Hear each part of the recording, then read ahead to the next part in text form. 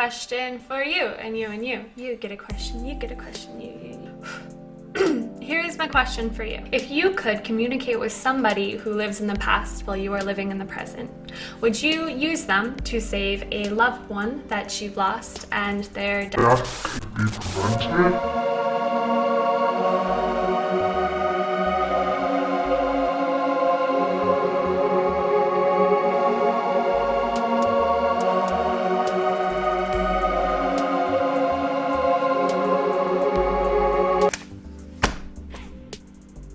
Hey guys, it's been a while.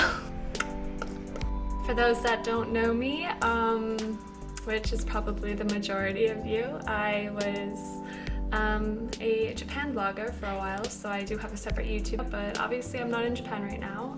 I was back and forth between Japan from the ages of 17 and 26, I believe, yep. Yeah, so that's not what I focus on right now. But the good news is I'm now a part of a wonderful project with Boshti, who you've already met by now, or if you haven't, then you should meet her. Check out her video, her introduction of us, because she's been putting a lot of work into this while I'm getting my real life together. So much fun. But because I get to talk about whatever I want to talk about, I thought I would keep in theme with the topic of films and reviews. And although I am quite new with reviews, I thought because this is something I can talk about and I can say whatever I want relatively, I'm gonna discuss a film that I've recently seen.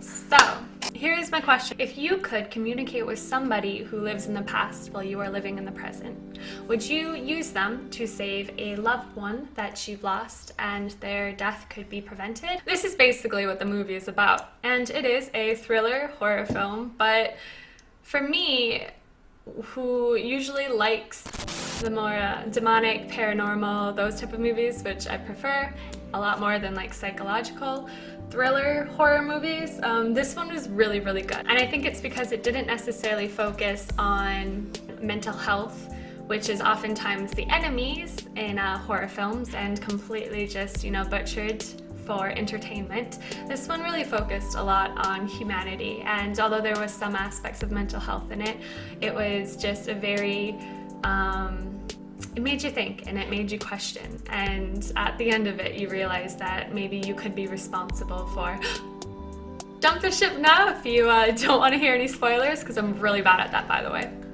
But it's kind of scary to think that you could be responsible for the death of many by just asking someone to save a loved one. So this film is directed by Lee Chung-hyun. This film was originally set to be released in theaters, however, because of the obvious 2020 fiasco, this was not the case. But it was released on Netflix, and I just so happily came across it and clicked on it because it looked really interesting. The Call is based on an English-Puerto Rican film, which I have not seen, and I've like kind of read online, which maybe I should. I should actually probably go watch it, but I just haven't had the time to yet. And it follows the relation between a woman living in 2020 named So Young and a woman living in the 90s named Young Suk. The interesting thing with this is usually when we think of horror movies being filmed in the past, we're like, oh yeah, that was ancient times, that was like so long ago. But guess what, guys? The years are coming and they don't stop coming, and apparently the 90s are now a spooky time. So-young, the main protagonist, she visits the countryside where her mother is currently staying, and they have kind of a torn relationship between them. She blames her mother for the death of her father that she lost in a fire at a really, really young age. And while visiting this house that she kind of remembers during childhood, she sees a phone. But it's not just any phone, it's not a cell phone, it's a cordless, gigantic block phone. I actually don't even remember don't remember what to call them. And it rings. And on the other end of it, she hears this screaming girl asking for someone or asking for whoever, and she's like, what is this? She's very confused. My initial reaction is, why isn't she calling the police? Because, you know, someone was screaming at the other end of the phone. That would be my reaction. So that was a little bit odd. But it turns out eventually that she learns the name of this girl living in the 1990s, 1999 specifically, and that is Young Suk. Obviously, they're both very confused at this point, and their relationship seems pretty normal. Both of them are living quite lonely lives. They don't really have a lot of friends, and you're really rooting on this friendship. You get this beautiful montage of Young-suk leaving gifts from the past to this future girl, and you get to she'll find them in closets and walls, messages, and vice versa. So-young will let her listen to her favorite band and their future albums, so they have this great relationship. But it turns out as well that occasionally you see scenes and images of Young-suk's mother abusing her, and she looks almost as if she could be like a shaman, which she is, sorry, spoilers, and trying to get demons out of her daughter. So then you're questioning, is this psychological, is this paranormal, who's the bad guy? Is it the mom or is it the daughter? I should also clarify that it's Young-suk's stepmother. So things are going well. They're telling each other about their life stories, the things that they like. It's really quite sweet. And of course there's that sort of backdrop of discomfort. You question when everything's gonna hit the fan. And that time obviously comes when our protagonist asks her friend from the past if, she could possibly save her dad. She says, yeah, of course. So she does. And what's really impressive about this film, or if I can just quickly speak on Korean movies currently, because they are, it almost, I feel like, started back with the Train to Busan. I think that was when the world realized, like, oh my gosh, the film industry in Korea is really great.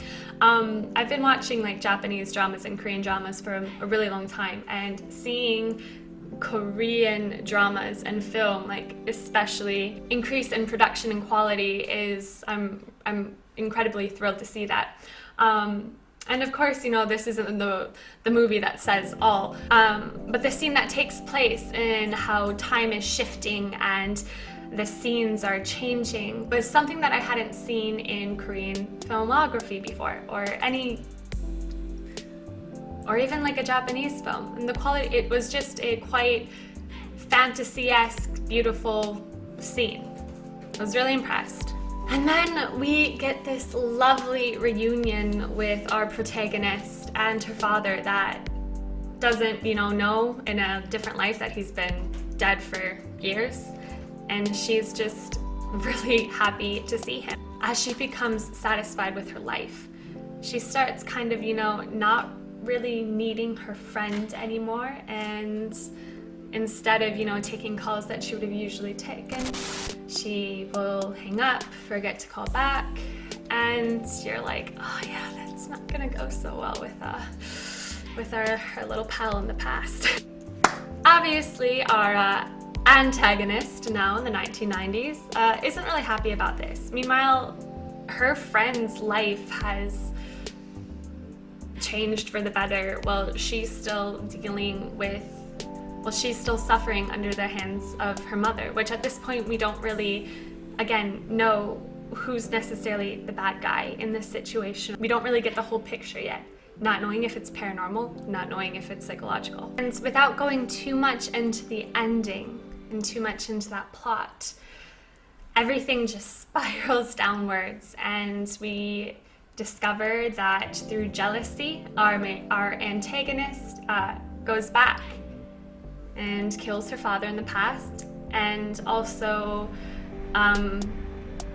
hurts our antagonist in the past, just takes everything away from her again. Through bits and bobs and hints and clues, we slowly learn that Young-suk, the woman living in the past, turns out to be a serial killer in the future. And that simply by asking for her to save her father's life, it creates a domino effect of her kind of partially, passively being responsible for her victims.